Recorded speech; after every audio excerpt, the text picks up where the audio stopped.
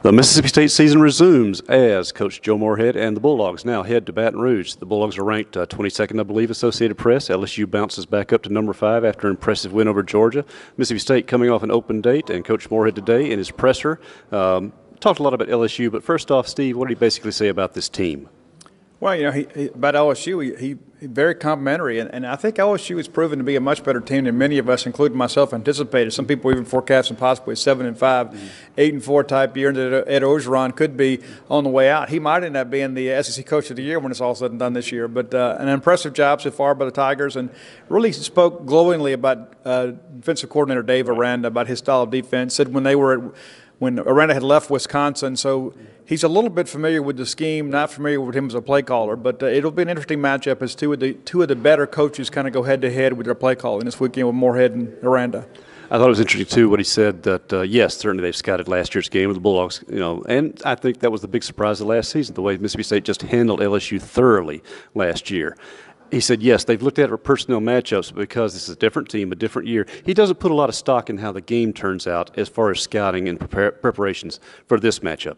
And he shouldn't. It's a completely different offensive system, but you got to remember, too, what worked last year may not work again this year. That's one of those things about this league. It's a very unforgiving league, and people have those Sunday and Monday practices to clean up their deficiencies from the week before. And you better believe that LSU has had this game circled. And listen, I know that they're probably still in the clouds today, but the coaching staff's biggest challenge this week is getting them out of the clouds, getting ready to go play a Mississippi State team that can beat them in Tiger Stadium. But all that said, that was an embarrassing loss for LSU, the worst loss in the series to Mississippi State last year. They kind of turned it around after that. But this year it's a little different dynamic. State's going down there looking to kind of be spoilers and maybe ruin LSU's run to New Year's Six game and improve their own bowl stock. But, David, this is going to be an interesting ball game, to say the least. We'll get back to LSU's mindset coming in the game because you, having lived down there so many years, have a pretty good feel of the temperature of how Tiger teams handle it. How State beat LSU last year, pounding the ball, particularly at the edges, is exactly what Mississippi State fans have wanted to see out of this offense. And they saw a lot of it in the Auburn game, but a lot of that was an empty backfield with motion, some things that now LSU had a chance to scout. Can the Bulldogs afford to line up and try to do what they did last year against this LSU defense? I think in many respects, yes. It's because of the fact that LSU struggled to stop the run early in the ball game against Georgia, and Georgia also didn't have the benefit of a running quarterback. And so your running lanes are a lot different when you've got to account for the quarterback. And so I think State can have some success running the football. But here's the thing. The State rushing offense against the LSU rushing defense is kind of strength versus strength. The LSU running offense against State's rushing defense also good versus good. So whoever wins this ball game is going to have to find a way to find some offense outside of that. And so LSU's been very, very strong with their young receivers out there. Joe Burrow's becoming a more adequate passer, and I think that's where State's going to have to make some plays in the passing game, I think, to win this. But more importantly, I think that loosens up the box and opens up some run lanes for Mississippi State. So I do think State will keep the ball on the ground for the most part because I think there's some success to be had there, but it's really who Mississippi State is. Steve says adequate passer. Mississippi State fans would love to have an adequate passing game at this point. It's been few and far between in the games. The State's hit some plays. They've had a lot of drops. They've also had some just misconnections and bad throws.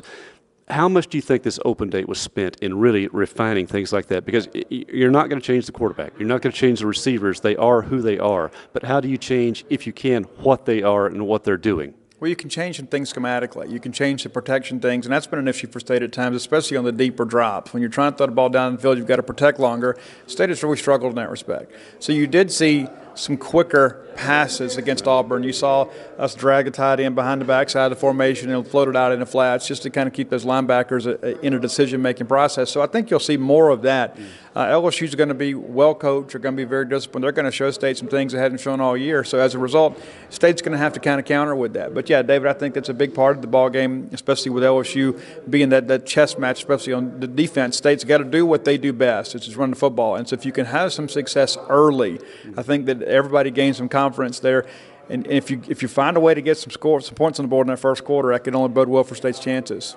Steve and I will talk later in the week more about this matchup as things get closer and we talk to the assistants players. For right now, let's go over to some things that Moorhead brought up today in his presser. As far as Bulldog health, Brian Cole is day-to-day with a lower body injury, but sounded like he's probably in good line to play.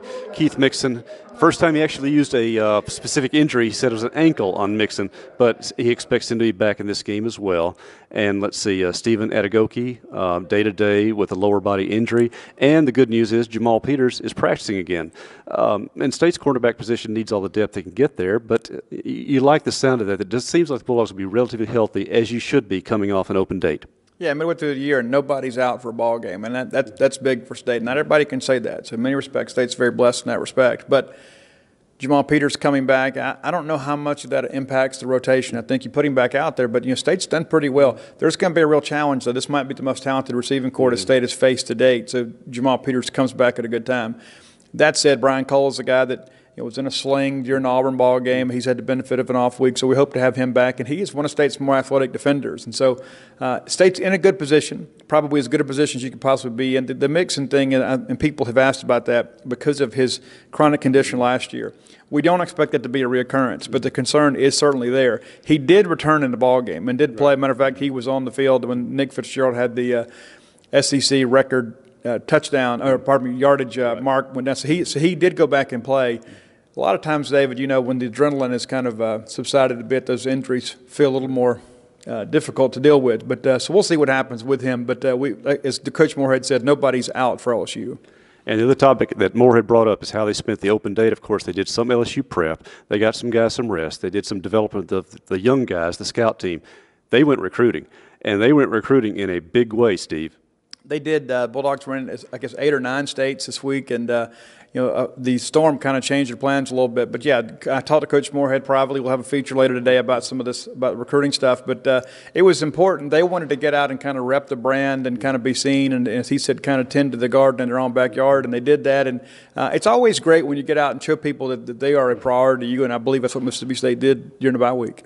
I think he said, 9 states, 20 games specifically, and a total of 108 schools. Was that the number he threw out? I think that's correct, David. But, yeah, it's an impressive number. I mean, and Joe told me that he was up very, very early Thursday morning and on a plane and did the same thing on Friday. And so a lot of windshield time for the coach, and then now you're back to your regular routine. But when you have that bye week, you've got to strike while the iron is hot. And fortunately, State's coming off a big win over a top 10 opponent. And I asked him specifically, I said, how have people accepted you and your team and your coaching staff here in the last few weeks? He said, man, with their absolute open arms like they have. He goes, I'm not a native Mississippian, but people kind of treat me like I am. And I think that's an important part of it. But I think Joe makes himself accessible to these high school coaches, and that's paid some dividends.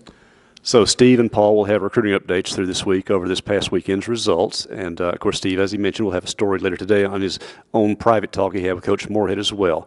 We'll be getting busy now. I'll be writing up a report on the press conference. I know we'll have other material coming as the week goes on. We get back into our routine of talking to offensive players and coaches on Tuesday, the defensive staff and players on Wednesday. And Mike will be doing his updates as well. Robbie will have material. We also got some some wrap-ups with Gene and Mike from fall baseball, which ended over the weekend with a 3-game Maroon taking the fall series. And, of course, basketball practice are full blast with SEC Media Days coming up. So a lot back on business, Steve. Our break is over. Time to get back to work and look ahead to a trip to Baton Rouge. Yeah, been there many times, probably more so than most Mississippi State fans living 16 years in Baton Rouge. I mean, sometimes you want to go see a great quality ball game, and it's a lot more fun to go to Tiger Stadium when there's no chance of your team losing. All the years that I was down there, I never saw State win in Baton Rouge. I had to move to Starkville and then travel back to Baton Rouge to see Dak Prescott win in 2014. And so, yeah, those are great memories. But I'll tell you, it's a remarkable place to go watch a college football game. And I can understand why some people want to stay away because it does get very intense. But it's the passion and pageantry of college football. And so I encourage fans that are on the fence about going, buy the tickets, come on down, support the team. They're going to need you this weekend for sure. Absolutely. So a lot of material to cover this week, but we look forward to getting around to it for all of you Bulldog fans. So for our crew from GSH 24/7, for Steve Robertson, this is David Murray.